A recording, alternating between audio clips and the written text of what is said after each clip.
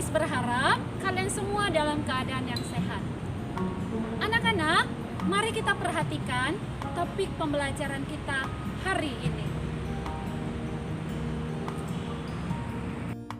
Tema dalam minggu ini adalah kita semua bersaudara. Meskipun Indonesia memiliki keberagaman baik suku, bangsa, dan agama, tetapi kita bisa bersaudara dengan pedoman hidup yaitu Pancasila.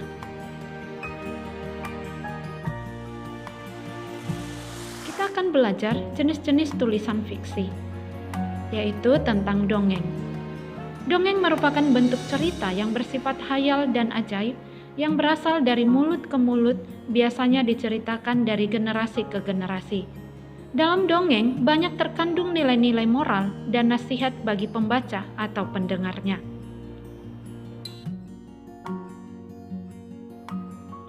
Mari kita perhatikan contoh jenis-jenis dongeng. Yang pertama adalah sage. Sage merupakan jenis dongeng yang berhubungan pada suatu kejadian atau peristiwa yang ada kaitannya dengan sejarah. Contohnya, Lutung Kasarung. Yang kedua adalah mite. Mite adalah jenis dongeng yang menyangkut suatu kepercayaan dalam masyarakat. Misalnya, cerita tentang Dewi Seri adalah Ratu Padi. Yang ketiga adalah legenda. Legenda merupakan jenis dongeng yang bersifat khayal untuk menjelaskan tentang terjadinya suatu daerah, foto tempat-tempat lainnya. Contohnya adalah Tangkuban Perahu, legenda Danau Toba. Yang keempat adalah fabel. Fabel adalah sejenis dongeng yang berisikan cerita hewan-hewan yang mempunyai tingkah laku mirip dengan manusia. Contohnya si kancil dengan buaya. Mari kita perhatikan salah satu jenis cerita fabel berikut ini. Mari kita terlebih dahulu melengkapi percakapan yang ada dalam cerita fabel ini. Kalimat yang pertama, terima kasih Elang. Untuk kalimat yang keempat, kamu ingin terbang, kupinjamkan jarum emas ini. Kamu sulam sayap-sayapmu dengan jarum ini.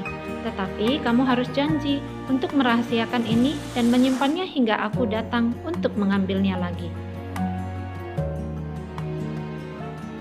Untuk kalimat nomor 8, aku menyulam sayapku dengan jarum emas.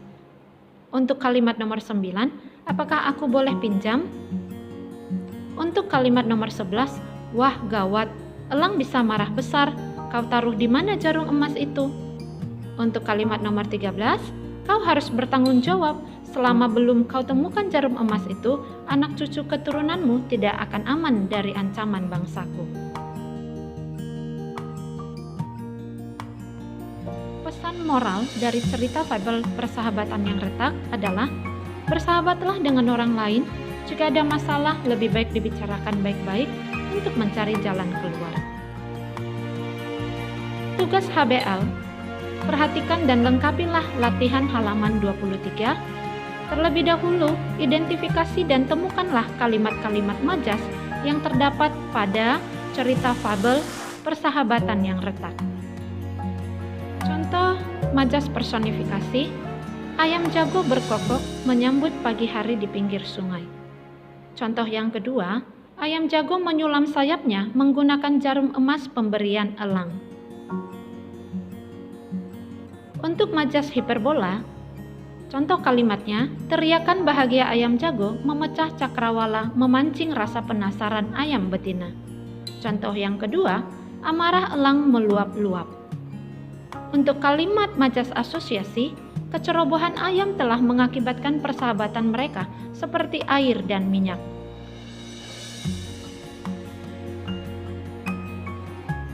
Contoh kalimat majas metafora, sampai Dewi rembulan bersinar, jarum itu tak mereka temukan.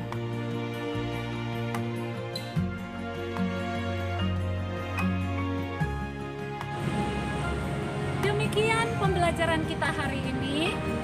Miss berharap kalian bisa memahami topik pembelajarannya. Terima kasih untuk perhatiannya. Ingat, tetap jaga kesehatan dan tetap berdoa. Terima kasih anak-anak. Sampai jumpa.